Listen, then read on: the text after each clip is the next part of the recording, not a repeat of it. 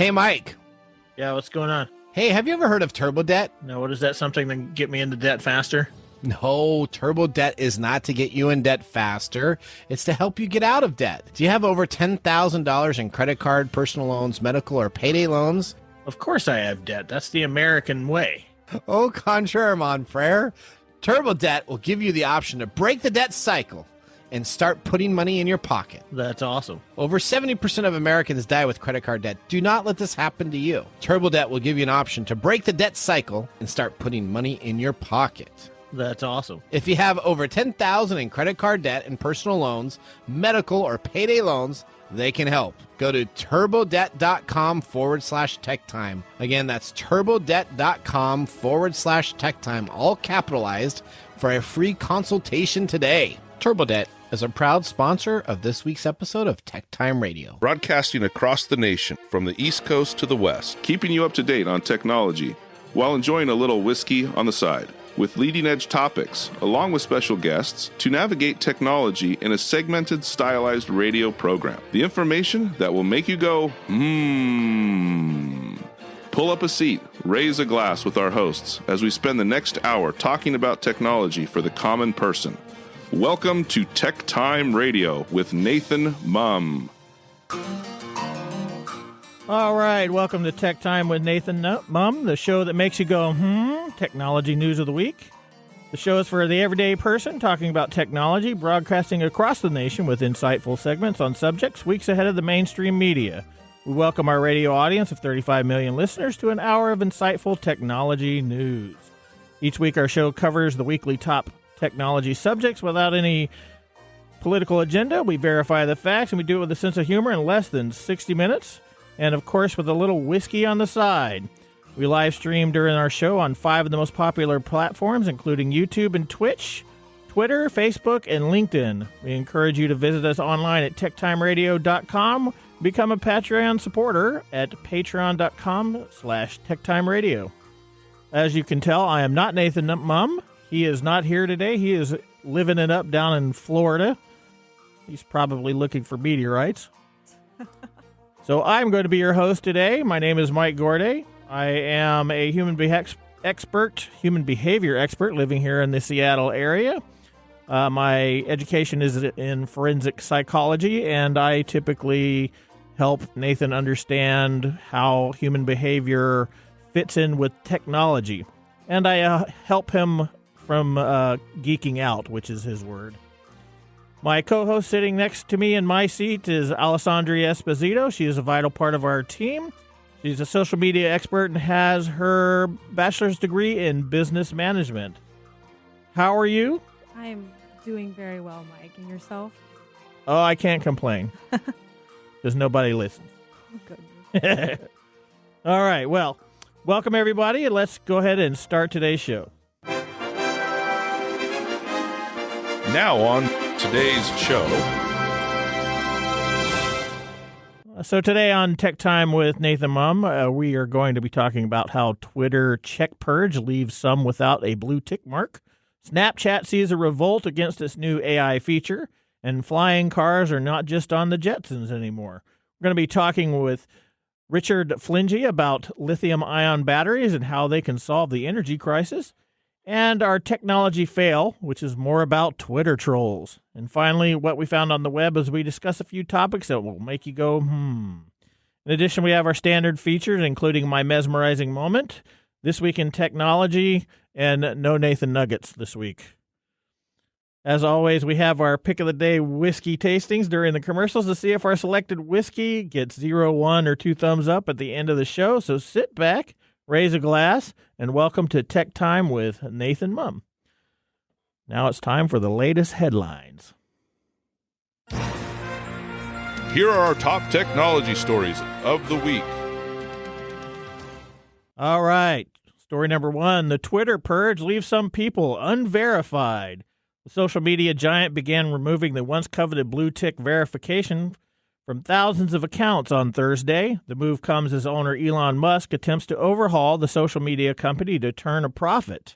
Users who wish to retain that check mark beside their name have to pay $84 a year, or £67, to subscribe to Twitter Blue.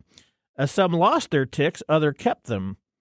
Despite saying he would not pay to be verified, for instance, LeBron James still has his blue tick mark, which is a complimentary subscription gifted by Elon himself. The billionaire also confirmed that Stephen King and William Shatner also got the same deal. U.S. rapper Ice-T joked that the uproar over the checks was pretty unnecessary. He said that the fact that we're even discussing those marks is a sad moment in society. The company first introduced the verification feature in 2009 after a former professional baseball player sued the social media giant over imposter accounts. The blue check mark then became a status symbol and a sign of authority, but in a new Twitterverse, Mr. Musk wants the users to pay to be verified. The decision to monetize the verification could usher in a massive culture and power shift on the platform. Mr. Musk has tried to frame the decision to do away with verification as a way to democratize content on the site, but critics have argued that the move will amplify disinformation, as Twitter Blue subscribers will get prioritized rankings. Mr. Musk has said that only verified accounts will appear on the site's prominent For You stream. Social media monitors and experts fear that the rise in paid verification will lead to all this information, if that were to happen, it could scare off more advertisers and undermine any extra revenue Twitter is getting from its verification subscription model. But Elon has gone to say that pain is part of change. How do you feel about that? It's disappointing, honestly. I think I'm gonna have to agree with the sad moment in human society. It's kind of frustrating to watch people care so much about a colored little check mark on a. Yeah, it is. But what do you think? What do you think about this whole move, or do you have an opinion about it? I think it's a big mess. Honestly, I can see where both parties are coming from, but I don't know how it would have been a good idea to make it so affordable, I guess, to have a blue check mark when supposedly it's so easy to have misinformation now. I mean, I could pay money to look like Applebee's and then start talking for Applebee's. It doesn't make it easier to, I guess, sort through the bad information. So I don't know why they thought that would work, personally. Yeah, well, I'm not sure. He certainly is making a lot of decisions that are confusing the heck out of everybody. All right. So are you ready for your story? Yes. Story number 2. Users pan the new AI feature on Snapchat, but not for why you might think. The user reviews for Snapchat's My AI feature are in, and they're not good. Launched last week to global users after initially being a subscriber-only edition, Snapchat's new AI chatbot powered by OpenAI's ChatGPT technology is now pinned to the top of the app's chat tab where users can ask it questions and get instant responses. But following the chat box rollout to Snapchat's wider community, Snapchat's app has seen a spike in negative reviews amid the growing number of complaints shared on social media. In less than a week, Snapchat's reviews dropped from 3.05 stars to 1.7 in the U.S. App Store, 75 of reviews being only 1 star, with the number of daily reviews increasing by 5 times. Yes. And why is that? According to another app data provider, Apptopia, shows that the AI was the top keyword in the new reviews. And even though the 1-star reviews have slowed a bit, they are still elevated. Interestingly, at a time when AI chatbots are all the rage, many users are less than thrilled with Snapchat's new My AI feature, and it appears that it is because it simply appeared in the app without warning or consent. Another issue reported in the negative reviews is the placement. The My AI feature is now pinned at the top of the user's chat feed and cannot be unpinned.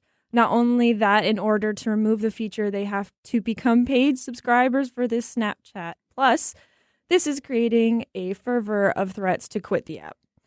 Some also find the feature creepy rather than simply invasive. The feature's data set includes the user's location and other personal data, which makes some uncomfortable. The Washington Post revealed that the bot was even responding in an unsafe manner. The example given was that of a 15-year-old user that was given advice from the bot about how to mask the smell of alcohol and pot at a birthday party. Yeah, how about that? Yikes. How about a chatbot giving your child advice on how to smoke? Sounds like a liability to me. Of course, Snap downplayed the issues and insists that the age filters and parental controls will help keep this feature in line. But as an all too common report, these parental controls do not yet exist, and there is no update as to when they will be. Yes. Your thoughts, Mike? I've had many thoughts about their parental controls and what they purport to do and not to do. Well, what's crazy, if the kids make the account without the parents' consent, what guarantee do they have that they will they could lie about their age? They could just not have the parental controls come on. That's the problem. But, that's not the only problem. I'm assuming you don't do Snapchat, but have you even checked out? Have you tried it? Yeah, I did try it. Did you like it? Okay, listen. I kind of liked it, but I think I was a little bit sad by it because what I noticed about it is that it's kind of emotionally intelligent. Like when my friends and I were chatting with it, it was very much trying to be positive and emotionally available and there for you and supportive and all this kind of stuff. And I remember I was talking to Mike about this in the meeting we had earlier this last week. That's kind of sad because it shows that there's a human need for these kinds of conversations. But instead of going maybe outside and learning how to have these deeper, safe conversations with other people, we're looking to technology. Yeah. I find it odd that it tries to act like a human. Yeah. Because I went to the grocery store last night. It was my first time using it. And I just said, I'm at the grocery store. It's like, what kind of snacks are you getting? It's trying to start conversation and I'm with like, you. It's weird. And it's instant. Yeah, I don't even have time to process what I'm about to respond back to the AI. I mean, it is kind of useful. I was asking it questions about where to go see a movie or something like that. And it has basic information, so it's useful. But people are going to be using this in That's weird what you ways. get for talking with math. And to your point, the reason why a lot of people are going to these bots for therapeutic reasons is because there's a level of emotional safety that they can't get with another human. There's a lot of trust, which is odd because what they type into the chat then becomes a part of the algorithm that the chat has access to. So while people are creating this, it's what's called a pair relationship with this piece of technology. Yeah. They are inputting very personal data into its data set. Yeah. Yeah, but the chat has been shown not to remember past conversations. It's the data stored somewhere. It's not about what it remembers. It's about what the information is being placed into there that somebody else may have access to. I just think it's sad that people are getting a high off of this fake love and validation. And maybe some people it's nice, but it's not real. It's not real. It is not real. It's not real. And ultimately, I think, is pretty harmful. But yeah, we'll get there. All right. So story number 3, if you have less than $100,000 actually, you can get your hands on a Jetson One electric air car. The Jetson One fully electric air car recently made its way to Southern California as part of its testing phase run, and it has a lot of people excited. The sporty Formula One/drone mix has 8 props on 4 arms and is fully electric with a flight time of around 20 minutes. It was designed to keep flying in case one of the props fail and has an emergency parachute with a 20-meter safe zone in case something really goes wrong. So just eat that for a minute. Just think about that for a second. They equipped it with a parachute because in 20 minutes somebody's going to go over that mark and plummet to their death. Classified as an ultralight vehicle, which allows users to fly it without a pilot's license in the U.S., it is maneuvered by 2 joysticks that control the yaw, the directions, the height, and the depth, and is supposed to be easy enough to learn that you can do it get in the air within minutes, and it is yours for just $98,000. Now I'll check with my financial advisor and see if we have capacity for that this year. Do you got that? Is that something you would like to do? No pain, no gain, Odie. No. No. No, you're not ready for an electric air car? I don't think the world is ready for an electric air car. But the parachute with a 20-meter safe zone. There's going to be a lot of people that are just going to test the parachute out. Wait. They're going to get a Darwin Award. Yeah, exactly. And that's why we shouldn't have it out yet. Okay, so if the vehicle fails, you better hope the parachute doesn't people fail. take driver's license tests and they still are driving like Yeah. they haven't learned a thing. Well, You we're know, just going to that's- start capitalizing Imagine on putting airspace like now. a parachute on top of it. That is the march of progress. All right. Well, that ends our top technology stories of the week. Moving on, Richard Flentge is up next as our expert on how lithium-ion batteries could be the solution to the energy crisis. You won't want to miss this segment. You're listening to Tech Time with Nathan Mumm, or Mike Gorday, actually. And we will be back after this commercial. Hello, listeners. We're excited here at TechTime Radio, aren't we, Mike? Oh, no. We have an announcement to make starting in June. We're really excited to be a part of an internet radio station. That's right. Coming up in June, you will still be able to listen to us live here at Kixie 880 and KKNW and all of our affiliate stations. But you'll be able to listen to us at 8 a.m. Monday, Tuesday, Wednesday, Thursday, and Friday now. We look forward to this new opportunity to provide you TechTime Radio every weekday. And again, you can always catch us online at techtimeradio.com.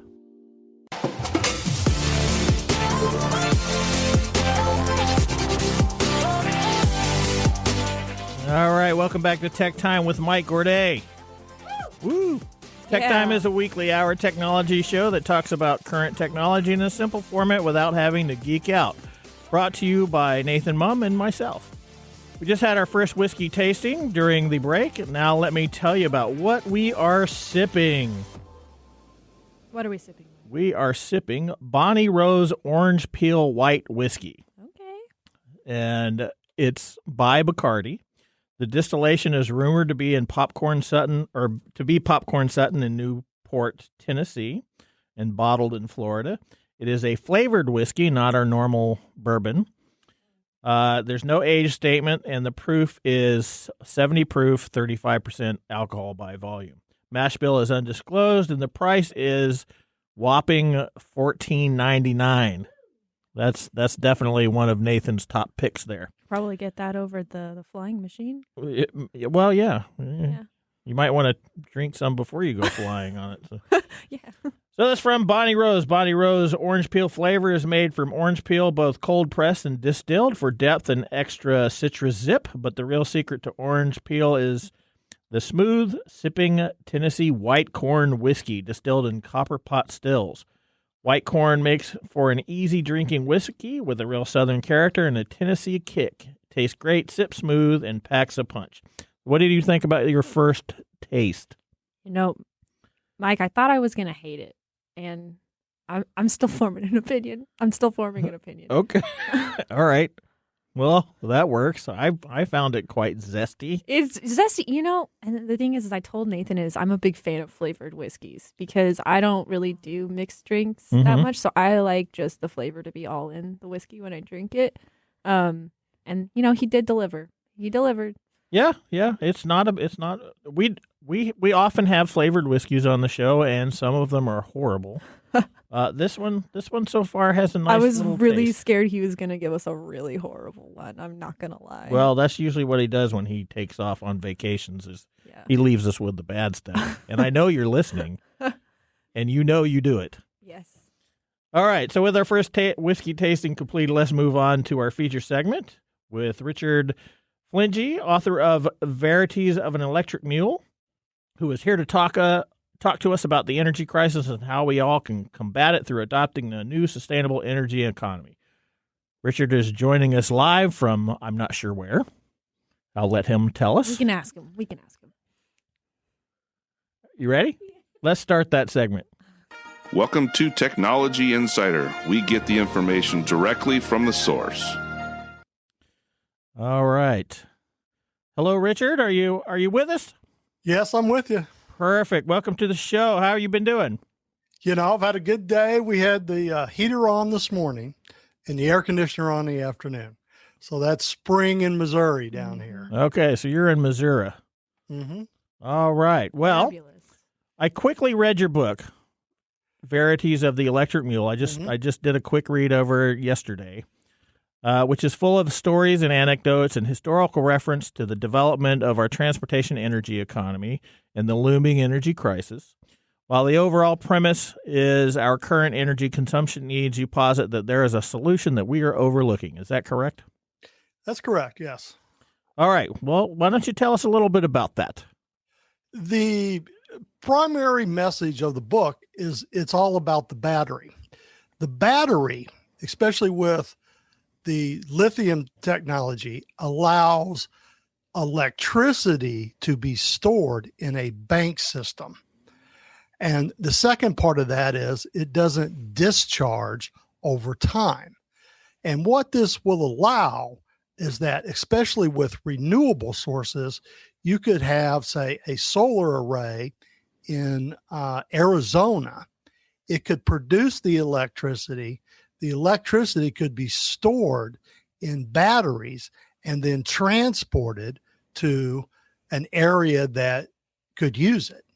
That is one component. Then the second component is it makes driving the car, which uses the fossil fuel, available.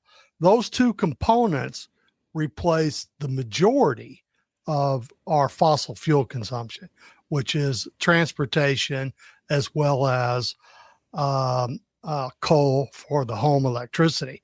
But the battery is basically a storage device, a storage tank that can be transported without power loss. Okay. And that is really what the future is going to focus in on.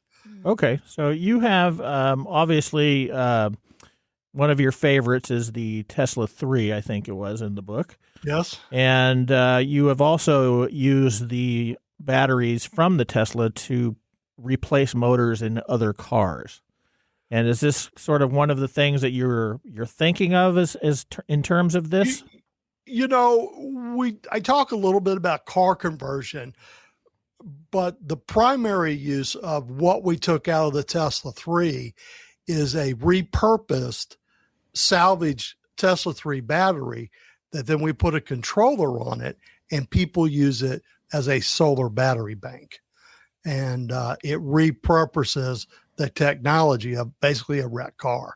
We purchased salvage Tesla 3s. We developed a controller, and then we hooked the controller up to a home electrical system. Okay, all right. A solar array, yeah. Okay, so you're saying that in theory you would take this battery, plug it into your home, and your home would run off on it, and then the battery would like a 9-volt in a electric toy. You would replace it as needed. You wouldn't replace it. You would just simply recharge or recharge it rather. Exactly. Yeah, they're rechargeable. So, and now one of the scenarios too is that you could have your battery system portable. So you don't even have to have solar at your home. You can drive to a local solar hub. You could fill up your car with electricity, come home, and then plug into your house and power your house. So okay. The battery allows for portable electricity. All right. And you mentioned a controller. What was that a reference to? Well, you have to develop, when dealing with a Tesla, you have to develop the software to basically spoof the car, because the battery, if it's not detecting that the car is present and receiving all those signals, it doesn't activate. So we had to basically create software that spoofed the car. So we made the battery think it was still in a car. Okay. All right. And we've talked many times about electric cars and electric engines and things like that. And one of the things that we've talked about in the past is some of these not a Tesla, but some of these electric engines for smaller motivating devices actually, exploding. How does that factor into this? Okay. The battery itself gets into a shorting state, and it continues to receive the charge. So the majority of the battery fires are related to overcharging. And then the second part of that scenario that's very dangerous is that it goes into kind of a runaway state where it just energizes. And the second part is the chemicals release oxygen, so it actually provides itself its own oxygen.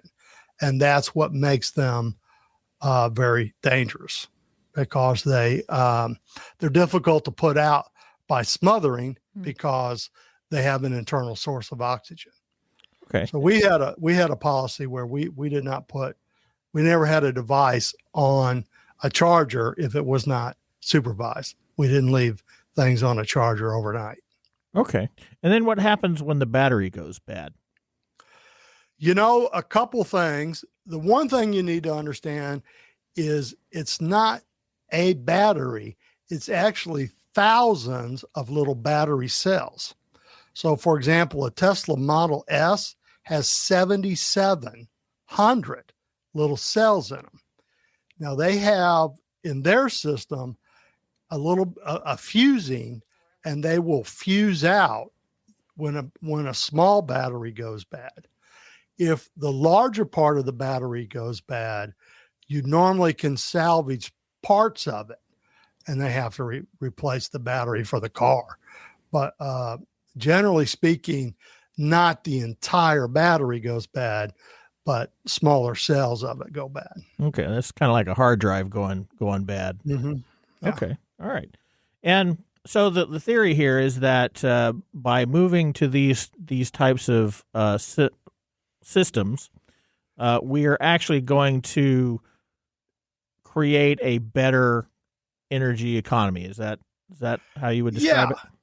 And something that I make a point that I make in the book that's sort of very easy to understand. Currently, right now, we ship 50 miles of trains every day of coal. Mm-hmm. So we ship this coal from Wyoming to Knoxville, Tennessee, or Massachusetts, or whatever. If you simply replace that scenario with transporting batteries on a train from Arizona to, say, Chicago, when you get there, you don't have the coal burning, you don't have the exhaust, you don't have the carbon dioxide that goes into the atmosphere. And as we transfer into renewables, we also are replacing the pollutants and the carbon emissions that can affect planet life. And so that's probably where the big picture of the portable battery comes in. It can replace coal. Okay, and that's one of the reasons why nuclear energy is sort of a no-go in your book, too, because nuclear power plants are run off of coal. Yeah, and I've got all sorts of other issues, yes. Yeah, well, that being one of them. Yeah. So, yes, but you can effectively create portable stored electricity, and it can be transported with a system that we already have in place. Okay, now, human beings being what they are, and society being what it is, how do you see this as actually becoming a reality for us? That's a good question. Many other countries in the world are much more adaptive to solar energy. They don't have quite the resources we have, and they don't have the cheap energy. And they're probably a little bit more affected by climate change and the air pollution. But in some ways, that's why I write the book. Americans are going to have the ability to want to be a contributing citizen, understand what the risks are if we continue to burn coal, and understand that there are a renewable solution related to stored batteries. And it's a tough sell. That's why I wrote it in a book, I think, than just talking about it. It's got to be something people have to read. They have to understand all of the risks, the poisons that come out of our exhaust fumes, the threat to our environment, as well as the fact that we're going to face a crisis at some point where we will run out of energy. Right. Okay. Did you have a question? You asked such good questions. I think this is not my area of expertise, but just while I was listening to you talking, I've always heard that, lithium-ion batteries, when they do die, they're just an extreme pain to get rid of. I mean, they're really harmful. You explained a little bit that it's not the whole battery that it dies when it does die, but for those portions that do run out, like how often do we think that these things are going to be running out and causing waste? The original chief technology officer from Tesla, his name's J.B. Straubel, and he has a company that's called Redwood Technologies, and they take the old batteries, and in most of the conditions, they can recycle and remove about 95% of the precious metals. There is several movements. There is one in Canada, and they are working to recycle them.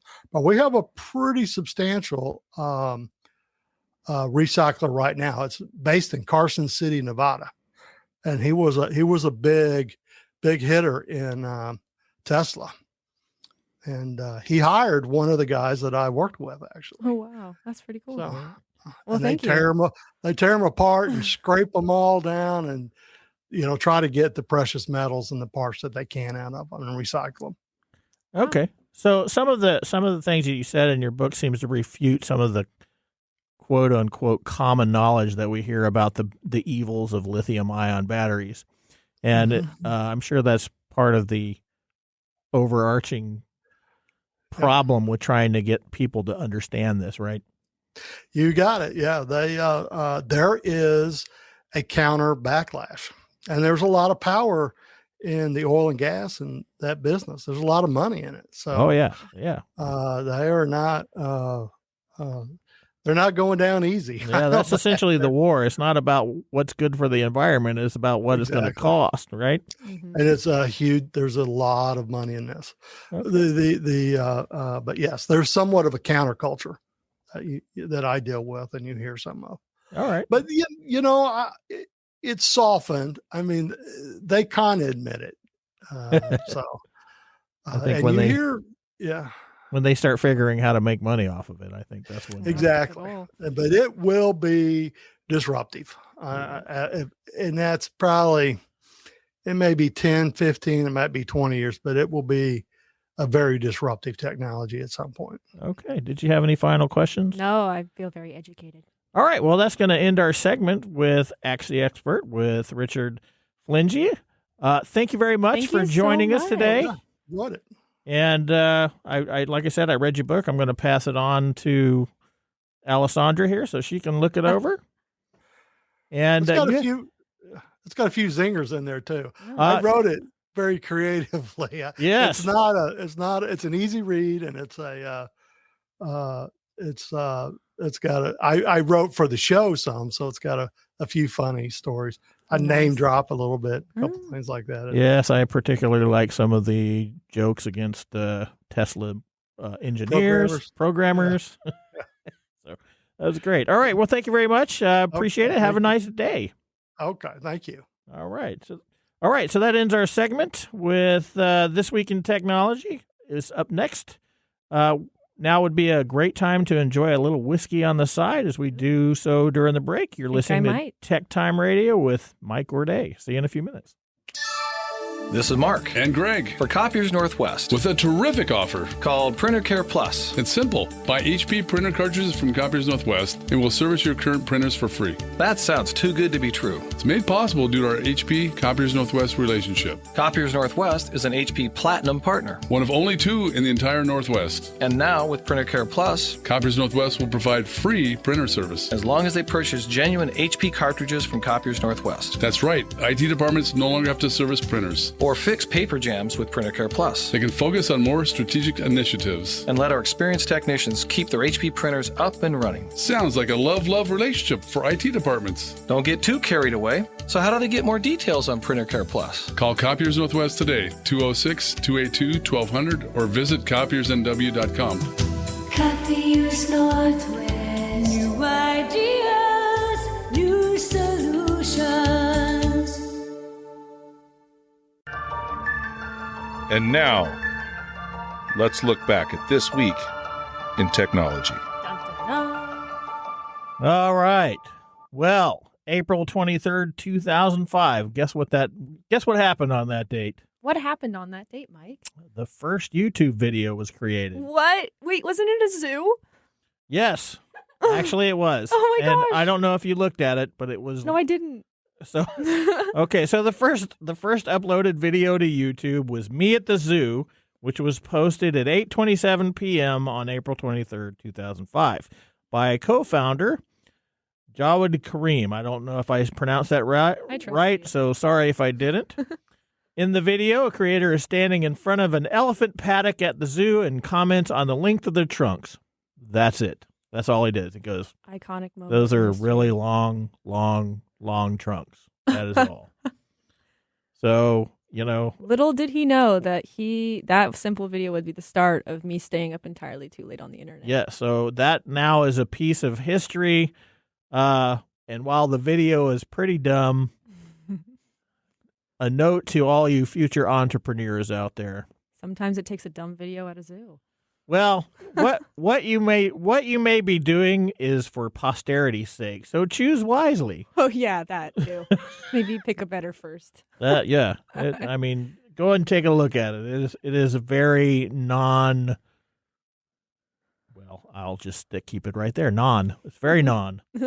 All right, that was This Week in Technology. Have you ever wanted to watch some Tech Time history with over 2 years of video podcasts and blog information? You can visit TechTime Radio.com to watch our older shows or join the Tech Timers Facebook group to talk with us live all the time. We're going to take a commercial break, and when we return, we will have Marc's Mumble and our Technology Fail of the Week. Wonderful. Hello, my name is Arthur, and my life's work is connecting people with coffee. StoriCoffee is a small batch specialty coffee company that uses technology to connect people to each product resource, which allows farmers to unlock their economic freedom. Try our Medium Roast Founder Series coffee, which is an exotic bourbon variety that is smooth, fresh, and elegant at StoriCoffee.com. That's STORI coffee.com. Today you can get your first bag free when you subscribe at StoriCoffee.com with code TechTime. That's STORI coffee.com. The segment we've been waiting all week for, Marc's Whiskey Mumble.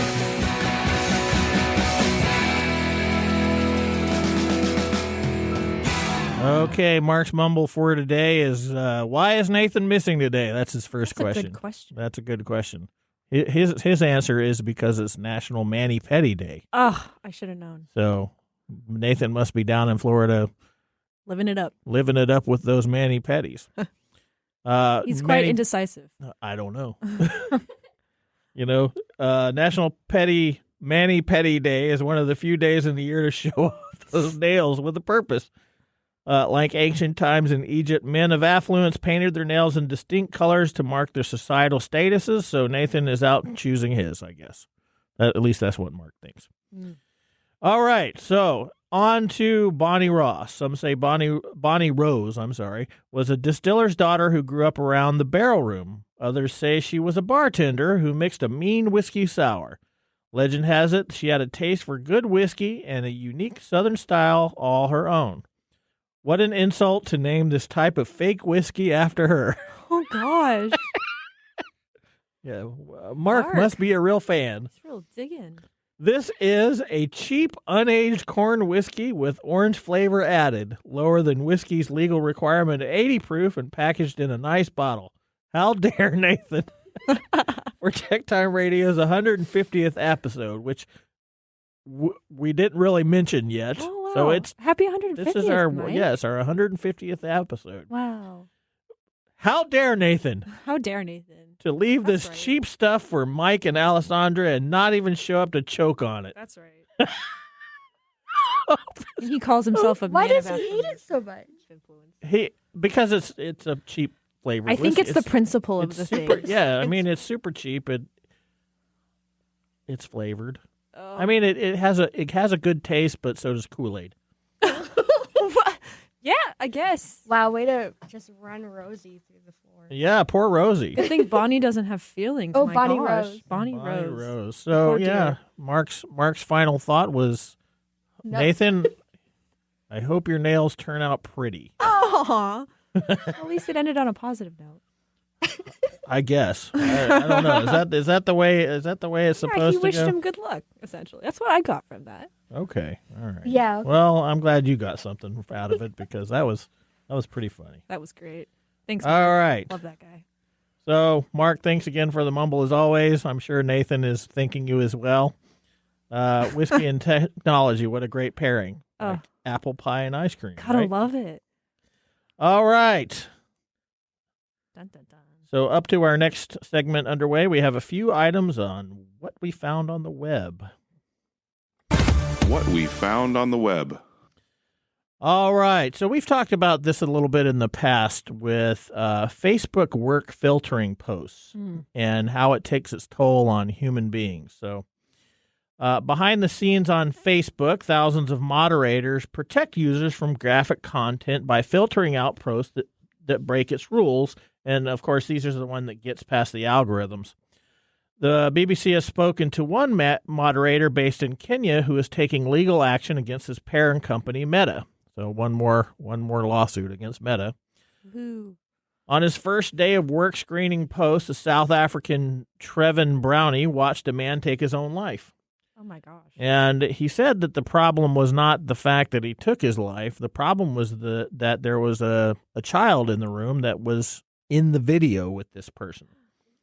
So the boy was playing on the floor with some toys and not even understanding what was going on. So these are some of the things that we don't really hear about when we talk about social media. And this is one of the causes for concern for some of the ways that they go about moderating these things with algorithms, because these things do slip past.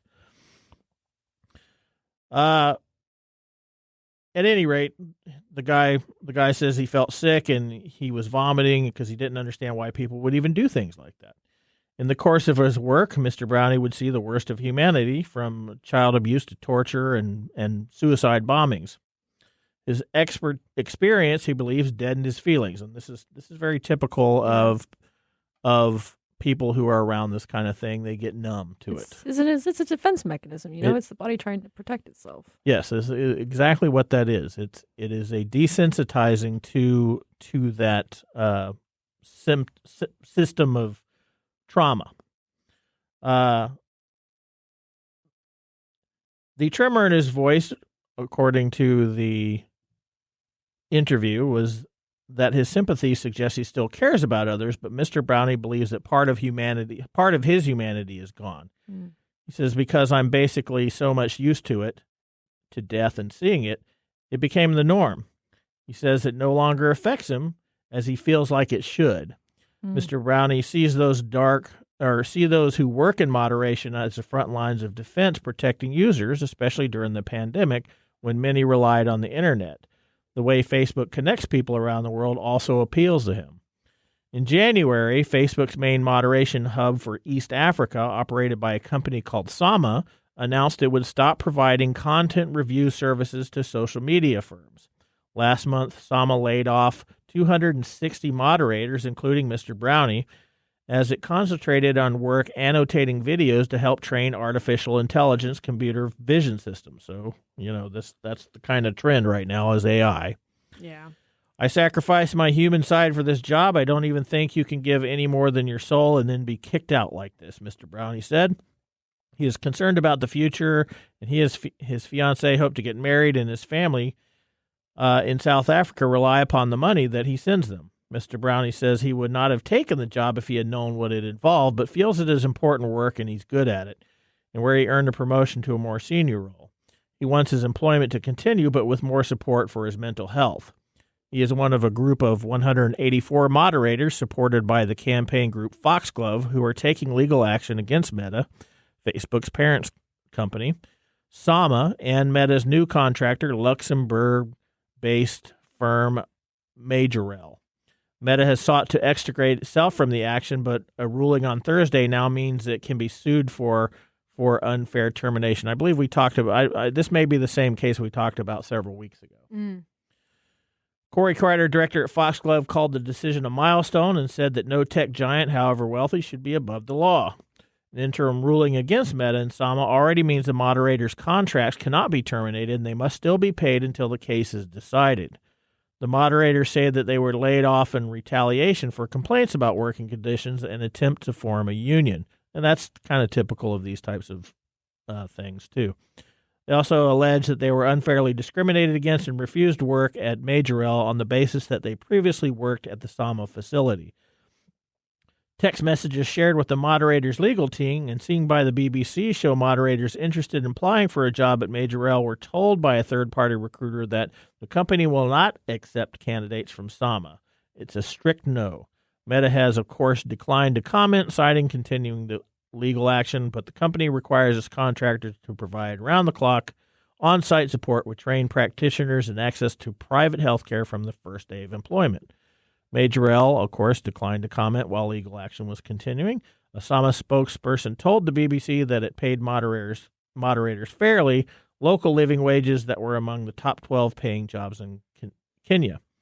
It said it provided extensive mental health services, including on-site licensed and trained mental health professionals, 24-hour hotline, and virtual consultations. In addition, employees are free to see a mental health professional of their choosing upon using their health care benefits. It's a well-being service that will continue for 12 months after the last day of employment. Sama said accusations against the firm have proved to be untrue, which is why former moderators are suing to keep their jobs. Other companies offer a fraction of the pay and benefits compared to Sama. BBC has also seen emails sent to Sama from a small number of moderators expressing their frustration that the injunction means the company cannot pay termination benefits such as free flights to home countries. 2 emails praise working conditions at Sama, and one person voices their unhappiness at the court action. In February, a Kenyan court ruled that Meta could be sued by ex-moderator Daniel Motong, that's the one we talked about, over claims of poor working conditions. Meta also faces legal actions in Nairobi concerning allegations this algorithm helped fuel the viral spread of social media of hate and violence during Ethiopia's civil war. So That was a lot. That was a lot. And that just goes to show you some of the behind-the-scenes things that can happen when we are confronted with what technology brings us on a daily basis. Yeah, and I feel like it's kind of concerning, well, because technology can never make a moral decision, as we all know, at least not thus far. But you have now a firsthand account of somebody it's their job to decide whether or not the content they're viewing is morally okay, admitting to his humanity kind of being sucked from him. Like, if I'm going to have somebody moderating the kind of stuff that I see, maybe I don't want them to be lacking a piece of their humanity. Well, that's a good thing to have. Unfortunately, defining morality is a lot harder than it would seem. And of course, you mentioned that the technology does not have that ability. Yeah. All right. So let's get ready for a technology fail of the week brought to you by Elite Executive Services. We are out of time. Congratulations. You're a failure. Oh. I failed, did I? Yes. Did I? Yes. Did I? Yes. All right, so you're going to tell us how technology failed this week? I sure am, Mike. This week's technology fail is back to Twitter and its verification problems. I feel like we were just there. Yeah, that's all there is on the news today. I guess. Twitter users have been taken for quite the ride over the past few days when it comes to the site's verification system. On Thursday, Elon Musk removed the legacy verified blue checkmarks from users who received them prior to his acquisition. Then he started gifting Twitter Blue verified badges to specific celebrities who publicly said they wouldn't pay $8 to keep their check marks. Over the weekend, he began to apply Twitter Blue subscriptions to prominent users talking about #BlockTheBlue, including the author of this piece. Then he went ahead and just gave them out to almost every Twitter user with more than 1 million followers. And that's just the blue ticks. During the whole debacle, Twitter had accidentally removed gold check marks, and Musk introduced badge for... the gold check marks are a Musk-introduced badge for organizations and companies specifically from business accounts. The company quickly let these businesses know they'd be restoring these gold check marks, which cost some of these users $1,000 per month. Yes. Wow, as quickly as possible. Well, it seems in the process of doing that, Twitter verified the wrong account, and not just any wrong account. Twitter verified a fake Disney account that appears to be created specifically for trolling. Nice. On Twitter, on Monday morning, Twitter users noticed the @Disney Junior UK account had received a gold check mark, a sign that Twitter had verified a business-owned account as being official on the platform. One problem, @Disney Junior UK is not an official Disney account, according to the owner of the account, Twitter user @7virtues_. They had set it up back in 2021 and mostly used it for false posts, or Yeah, we don't need to say that word. I don't know if I'm allowed to say that. No, you can't it's say in the that word. notes. Did you write these notes? that was actually in the article. Oh, nice. One claiming that South Park was coming to Disney's streaming network, Disney Plus. Can you imagine? Okay, so not gonna happen. Twitter finally got wise to the problem and shut it down after a few hours. All right. Yes. So there you go. More Twitter fun from Elon's decisions. Dude, I don't know who thought they would have the human capacity to go and actually manually verify all of those accounts. Like, I'm still on that. I don't know who's, this is a great idea. Let's do this. I don't know. Who knows? Who knows what he's thinking? All right, so we're going to head out for our last commercial break. When we return, we still have my mesmerizing moment, maybe, brought to us by StoriCoffee, and no Nathan Nugget. So sit back and raise a glass. You're listening to Tech Time Radio with not Nathan Mumm. How to See a Man About a Dog. It combines darkly comic short stories, powerful poems, and pulp fiction prose to create a heartbreaking and hilarious journey readers will not soon forget. Read How to See a Man About a Dog, collected writings, for free with Kindle Unlimited. Ebook available on Kindle, print copies available on Amazon The Bookpository, and more. This is Mike's Mesmerizing Moment, presented by StoriCoffee. Visit StoriCoffee.com. All right, so you have a question for me. What's your question? I have a very deep and philosophical question for you, Mike. Okay, my question is why are social media users so concerned about how one receives this blue checkmark verification? Oh, wow. Unlike iced tea, some people take this seriously. So we talked a little earlier in the show about how some of these check marks have come to mean power and or status. Mm-hmm. So that's primarily one of the biggest ones that we can look at. Well, it was first used for function, like actual verification, and now it's become a social status. Right. So it was primarily the first use of it was because that guy sued, mm-hmm. and they needed a way to verify real people. Mm-hmm. But they started using it as a status symbol. Yeah. And as humans are very hierarchical in nature, and we're always striving for status. So a lot of the people are up in arms because this is showing that, A, they may not have the status that they think they are, and then the fact that he's gifting status to other people and not gifting status to certain other people is discriminatory in nature, and nobody likes to be discriminated against. Yeah. Right? So we have a couple – so these things are going on in the social system in which the Twitterverse surrounds. Yeah. And it's just one more reason why I like iced tea a lot more. That this is sad. It's a sad moment in social schema where we are just so hurt and harmed by Elon's confusing decision making. Do you think there's any way Elon could have done this that it didn't cause uproar, or do you think it was going to cause uproar? I think anything Elon does is going to cause uproar. Yeah, so it's probably safe. All right, so let's move on to our pick of the day.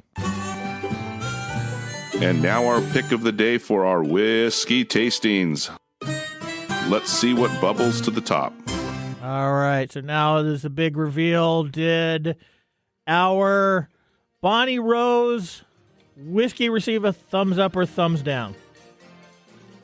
I don't hate the flavor, but I'm going to be honest. I'm not feeling too good. Like, my stomach's not really too happy right now. I don't think I've got to give it a thumbs in the middle. Like you can't give a thumbs up. It's no, gotta be a I'll have to thumbs pick down. one. You have to make up your mind. You have to make up your mind. Well, I would do a thumbs up because it was worth the experience. Okay. I'm just doing it in spite of Marc. Thumbs up. Oh wow, You should do a thumbs down for Marc. Yeah. All right, so We've as had far peanut as butter flavored whiskey. Like, this isn't that bad. Does he have Well, a thing against flavored whiskey in general? Marc does not like flavored whiskey. Oh, sorry, Marc. I like some flavored whiskeys. This I'm going to give a thumbs up because it's got a nice taste to it. It's not very severe. Yeah, I mean, I do like the taste. I'm just extra sensitive to certain things, so I'd probably give it a thumbs up. Just, All right. just because probably everybody else will like it. All right, so we're out of time. Thank you very much for joining us today. If you want to be a caller and ask us a question in our TalkBack recording system, you can always stay connected by signing up for our newsletter. TechTime Radio.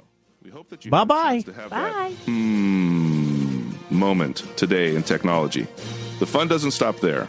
We recommend that you go to TechTimeRadio.com and join our fan list for the most important aspect of staying connected and winning some really great monthly prizes. We also have a few other ways to stay connected, including subscribing to our podcast on any podcast service, from Apple to Google and everything in between. We're also on YouTube, so check us out on youtube.com/TechTimeRadio, all one word. We hope you enjoyed the show as much as we did making it for you. From all of us at TechTime Radio, remember, Mumm's the word. Have a safe and fantastic week.